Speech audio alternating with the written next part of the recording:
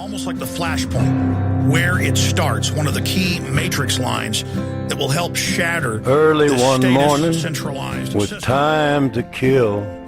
I borrowed Jeb's rifle and sat on the hill. Hello, friends. Jay-Z here again with Flashpoint Radio. It is Tuesday, July 10th, 2012. And we're going to get right into the news since I have a hectic week ahead of me, ahead of the vacation plan for me and my family. You might not see much of me over the next 2 weeks. I will be away from civilization in Yellowstone Park, but hopefully I will be able to at least update you with a few mobile updates if anything catches my fancy. But we are going to start this evening with this story from the Daily Mail online. Google fined $22.5 million for ignoring customers' privacy settings, the largest penalty ever imposed by the Federal Trade Commission. Yes, it tricked Apple Safari users, so this was a specific attack on Apple users, and it went around the security settings to track and compile your data. They, of course, as always, stated that it was an accident, and once they were made aware of it, they shut it off. But $22.5 million the federal government is fining Google. And as this article says, with a net income of $2.8 billion in the first quarter, it will take Google 17 hours to make up that money. Not a drop in the bucket. And another thing, they stole your data and my data. They violated your privacy and my privacy. But that $22.5 million, yes, that goes to the federal government. So yeah, the federal government watching out for you, fining people so they can accept the spoils. Your government and globalism at work. We'll move on to another story out of the British press, The Guardian. PFG Best founder attempts suicide as $200 million goes missing from accounts. Russell Wassendorf Sr. in critical condition after he attempted to kill himself for defrauding investors.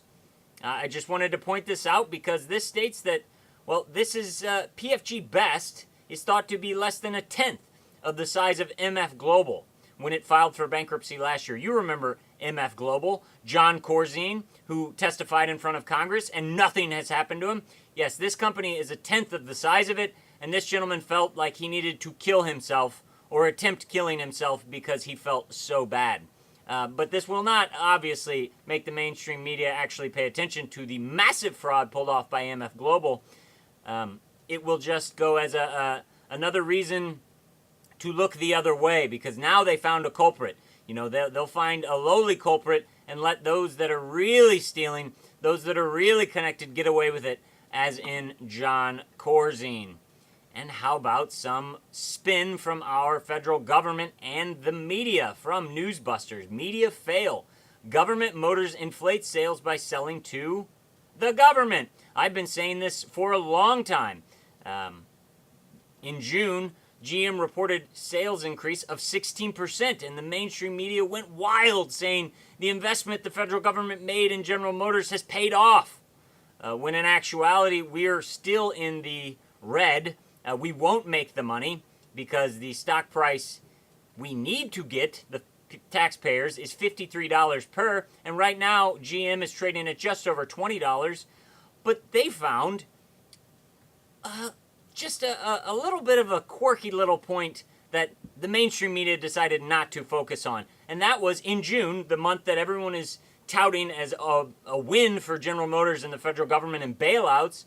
In June, the federal government increased their purchases of GM vehicles by 79%.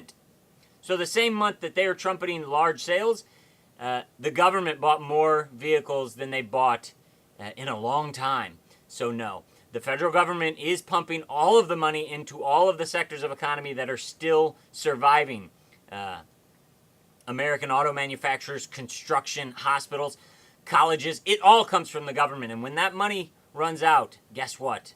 The collapse will be amazing. And you may find yourself living in a tiny apartment because you can't afford your large apartment. And well, if you live in New York City, the Business Insider tells us that Mayor Bloomberg is pushing for that. Mayor Bloomberg proposes 300 square foot micro apartments for New York City singles.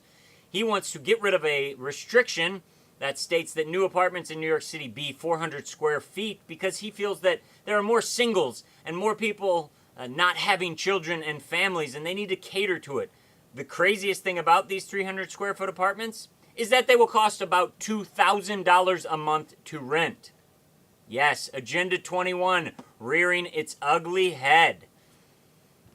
And well, I'm going to be flying this weekend, so I decided I'd look at a few TSA stories since I will be dealing with them. From Infowars.com, confirmed the TSA is ordering travelers to freeze on command. They call this obedience training. The TSA states that they're going to be switching up their tactics in order to be surprising so people can't and terrorists can't predict what they're going to do. And they are actually hollering at large groups of people and telling them to freeze, as in playing a game of freeze tag. And when people do not listen, they berate them. There's multiple confirmations of this. Yes, blue-shirted Nazis telling you to freeze. Well, guess what? They have no authority to do that, especially after you get through the check-in gate, the security clearing gate. They have no authority, but we all know that they're actually expanding to that part of the airport as well. This from today from Infowars.com. TSA agents laugh at Deaf Man, call him effing Deafy, steal his candy.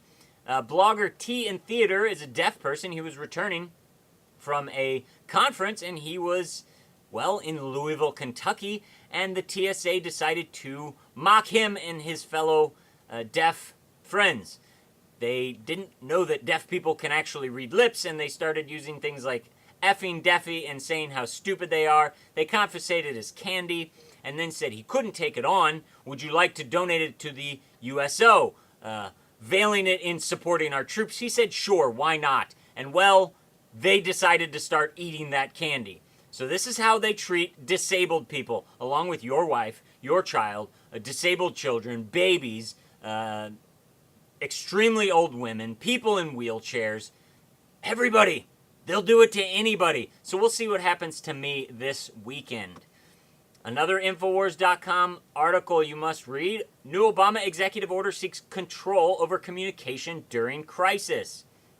Yes, a new executive order that President Obama has signed states that in the case of crisis, he and the federal government can take over all communication, including the internet, telephone, radio.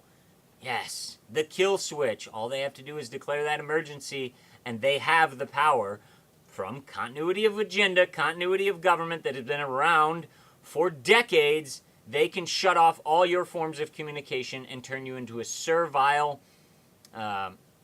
slave that must reach for the government to get your handout, your personal handout. And how about this? Army manual outlines plan to kill rioters, demonstrators in America. A newly leaked U.S. Army military police training manual for civil disturbances operations outlines how military assets are to be used domestically to quell riots, confiscate firearms, and even kill Americans on U.S. soil during mass civil unrest. This is a PDF. You can find it in the link below, and it specifically states CONUS and OCONUS, which is inside the continental and outside the continental United States.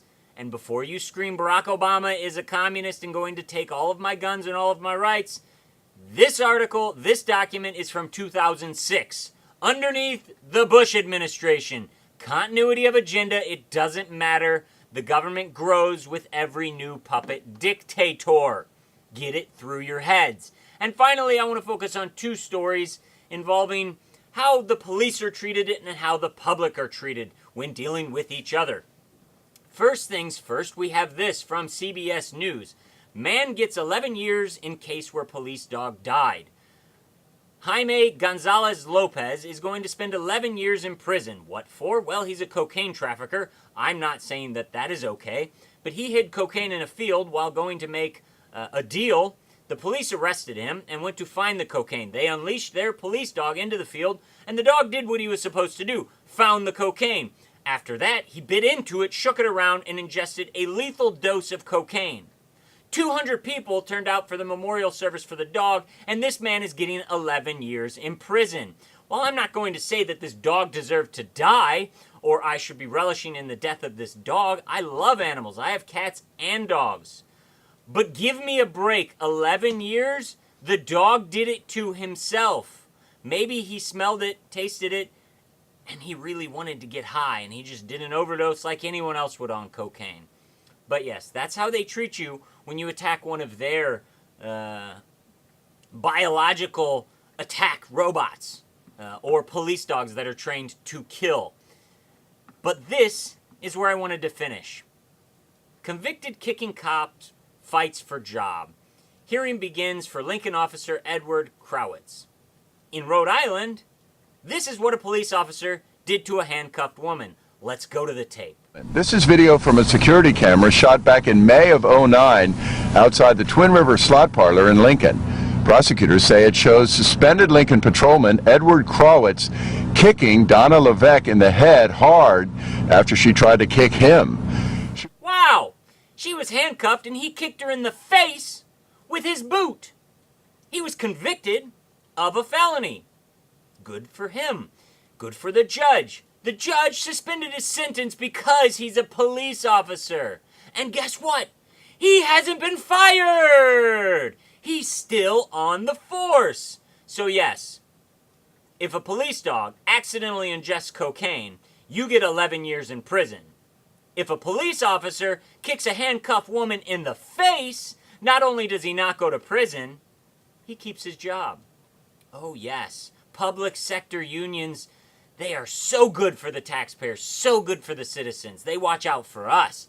They watch out for your tax dollars. No, they don't. They watch out for their own. And once again, as I always say, good cops, you must speak out against bad cops, because every bad cop gives you a bad name. You will never be respected as long as you do not speak up when a cop oversteps their bound. So if you see corruption in your police house, on your force, rat them out. The public will thank you. They will reward you for ratting out dirty cops. Trust me. Ask Frank Serpico. That's all we have for Flashpoint Radio this evening. I hope to see you at least once more before the week is out, before I take a flight. Jay-Z signing off saying God bless and keep your eyes to the sky. And we'll ride together till kingdom come. I pray for God's mercy, 'cause soon I'll be dead. I hung my head.